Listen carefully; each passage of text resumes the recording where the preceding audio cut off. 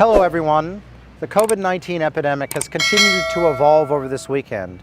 I know there remains a lot of worry and some confusion in our community. So I want to keep you up to date with our thinking here at ANU.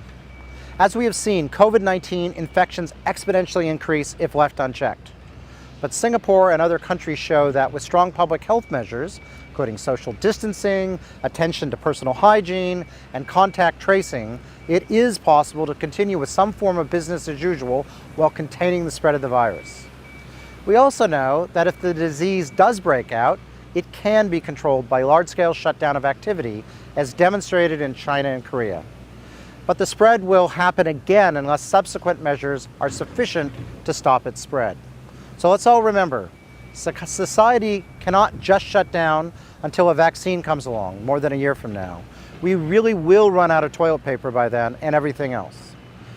So we want to find a balance where we can do most of our activities, but where COVID-19 spread is strongly limited, so that we can avoid the exponential breakout of the disease that will require us to cease most of our activity. So much of our future actually is in our own hands.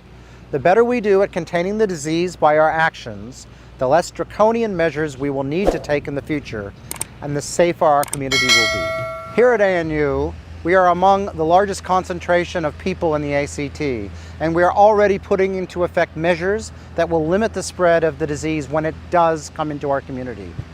Last week, we talked about hygiene and social distancing measures each of us can take. Please don't stop.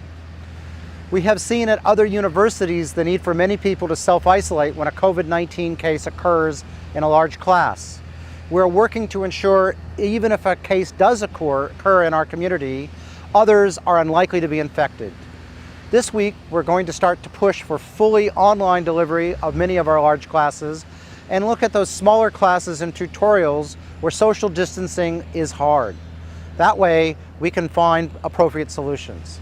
But we may have to move fully online in the not too distant future, I'm afraid.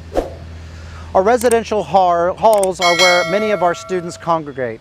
So we are working with our public health experts to implement protocols that make them resilient against COVID-19 spread. While we haven't yet had our first COVID-19 infection on campus, it is bound to happen soon. So we have to set up an incident response team who are in place to manage any cases that emerge. Just look on our webpage for their contact details in case you need them. We are looking at ways we will make contact tracing easier in the future as well. Each of us needs to be part of this response. While most of us will experience a relatively mild reaction to the disease, some of us will not. And it is for these vulnerable members of our community, each of us owes our diligence. So please be part of the community response, if not for yourself, for those around you. And don't come to work if you're sick. No matter what your circumstance is, I promise you, you will not be penalized for doing the right thing. Thank you very much.